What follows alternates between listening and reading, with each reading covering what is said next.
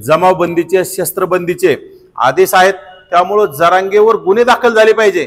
जरांगेवर कुठतरी जमावबंदी केल्या प्रकरणात जरांगेंना अटक झाली पाहिजे। जरांगेची झुंडशाही करणारे कार्यकर्ते हे पूर्ण गुंड आहेत। त्यांच्याकडे शस्त्र म्हणजे अनेकांकडे जर तपासलं तर त्यांच्याकडे वेगवेगळे प्रकारचे शस्त्र तिथं आढळून येऊ शकतात। तो जरांगेला कुठलंही काम नाही। जरांगे निवळ म्हणजे गावंढळ आणि मूर्ख बालिश माणूस आहे। त्याला काही काम नसल्यामुळे ते कुठतरी असे रिकामे काम करायचे, समाजामध्ये तेढ निर्माण करायचं। खरं तर त्या जरांगेच्या उपोषणाच्या आसपास प्रशासनाने पूर्ण सीसीटीव्ही लावावेत, कारण जरांगे गोधडीतून काजू बदाम खाऊन उपोषण करणारा नौटंकी बहादर आणि चाटळ माणूस आहे। आबा काय सांगाल, आजपासून पुन्हा एकदा मनोज जरांगे आणि आंतरवाली सराटीत उपोषण चालू केलं। जरांगे निव्वळ कुठतरी मराठा समाजाची फसवणूक करायची, मराठा समाजाची दिशाभूल करायची आणि सरकारला वेठीस धरायचं, प्रशासनाला वेठीस धरायचं आणि गरीब मराठ्यांना वेड्यात काढून त्यांना सुद्धा वेठीस धरण्याचा हा जरांगेचा प्रकार आहे।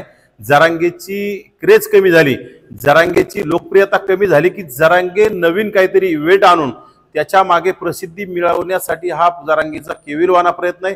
परंतु जरांगेवर खरं तर आता सध्या जिल्ह्यामध्ये जमावबंदीचे शस्त्रबंदीचे आदेश आहेत।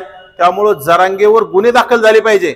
जरांगेवर कुठतरी जमावबंदी केल्या प्रकरणात जरांगेंना अटक झाली पाहिजे। परंतु राज्य सरकार जरांगेला पाठीशी घालत जर असेल तर जरांगेवर गुन्हे दाखल होणार नाहीत। आणि राज्य सरकारला जर लोकशाही मार्गाने आणि संविधानिक मार्गाने जर देश, राज्य, जिल्हा चालवायचा असेल तर जरांगेवर गुन्हा दाखल होऊन जरांगेला अटक होईल असं आम्हाला वाटतं। सामूहिक आंदोलन सुरू आहे, त्यांचं जिल्ह्यामध्ये जमावबंदी सुरू आहे। सामूहिक आंदोलन तेच म्हणतो ना मी की सामूहिक आंदोलन आहे, त्यामध्ये अनेक लोक एकत्र येणार आहेत आणि जिल्ह्यामध्ये जमावबंदी आणि शस्त्रबंदीचे आदेश आहेत। खरं तर जरांगेच्या त्या आंदोलनाच्या ठिकाणी अनेक शस्त्रधारी सुद्धा लोक येत असतात। यापूर्वी पोलिसावर ज्यावेळेस लाठीचार्जच्या टायमिंगला पोलिसावर त्या लोकांनी हल्ले केले, त्यामध्ये अनेक जणांकडे रिव्हॉल्वर सुद्धा होते। म्हणजे जरांगेचे समर्थक, जरांगेचे हस्तक, जरांगेची झुंडशाही करणारे कार्यकर्ते हे पूर्ण गुंड आहेत। त्यांच्याकडे शस्त्र म्हणजे अनेकांकडे जर तपासलं तर त्यांच्याकडे वेगवेगळे प्रकारचे शस्त्र तिथं आढळून येऊ शकतात। त्यामुळे माझी पोलीस प्रशासनाला विनंती की त्या जरांगेच्या आंदोलनाला बंदी घालावी, जरांगेच्या उपोषणाला तात्काळ जरांगेला समज द्यावी आणि उपोषणापासून थांबावा। अन्यथा आम्ही सुद्धा येणाऱ्या काळात याच्यामध्ये कुठतरी आम्हाला दाद मागावी लागेल की जर जिल्ह्यामध्ये जमावबंदी असताना जरांगेला उपोषण करण्याला परवानगी मिळत असेल, जमाव गोळा करण्याला परवानगी मिळत असेल तर जरांगेच्या इशाऱ्यावर राज्य चालते का यासाठी आम्हाला दाद मागावी लागेल। जमावबंदी आहे म्हणून तुम्ही तुमचं उपोषण थांबवलंय का? नक्कीच जमावबंदी आहे आणि आम्ही असं ठरवलंय की या राज्य सरकार ओबीसींच्या कुठतरी पाठिंब्यानं स्ट्रॉंग असं सरकार तयार झालेलं आहे।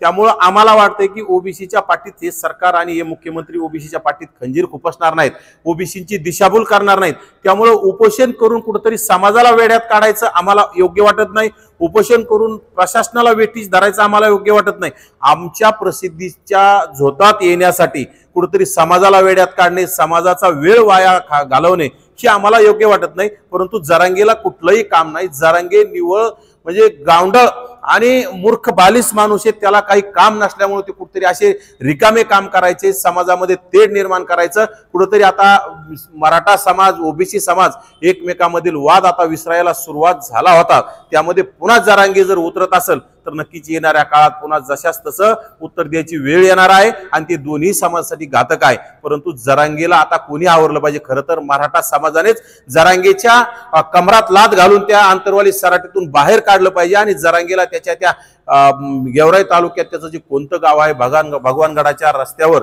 त्या गावात नेऊन घातलं पाहिजे, कारण की जरांगेचे आता अति लाड झालेत। ते लाड आता मराठा समाजाने जरांगेचे बंद केले पाहिजे। 17 महिन्यापासून त्यांचं आंदोलन सुरू आहे, आता 7व्यांदा ते परत आमरण उपोषणाला बसताय, काय फलित? एकतर जरांगेच्या आंदोलनाचं कुठलंही फलित नाही, दुसरी गोष्ट उपोषण जरांगेची पूर्ण नौटंकी। खरं तर त्या जरांगेच्या उपोषणाच्या आसपास प्रशासनाने पूर्ण सीसीटीव्ही लावावेत, कारण जरांगे गोधडीतून काजू बदाम खाऊन उपोषण करणारा नौटंकी बहादर आणि चाटळ माणूस आहे। त्यामुळे जरांगेच्या उपोषणाच्या आसपास प्रशासनाला आमची विनंती आहे, आमच्या जशा उपोषणाला तुम्ही सीसीटीव्ही लावले होते तसे जरांगेच्या उपोषणाला सुद्धा जरांगेच्या स्टेजच्या आसपास जरांगे कुठं जातोय, काय करतोय, जरांगेच्या हालचालीवर लक्ष ठेवण्यासाठी सीसीटीव्ही तिथे हे केले पाहिजे. आणि जरांगे गोधडीतून जर त्याच्यातून बदाम खात असेल, काजू खात असेल तर त्या सीसीटीव्हीतून नक्कीच निष्पन्न होईल आणि जरांगेची सीसीटीव्ही लावल्याच्या नंतर जरांगे उपोषण करण्याचं धाडसच करणार नाही असं आम्हाला वाटतं.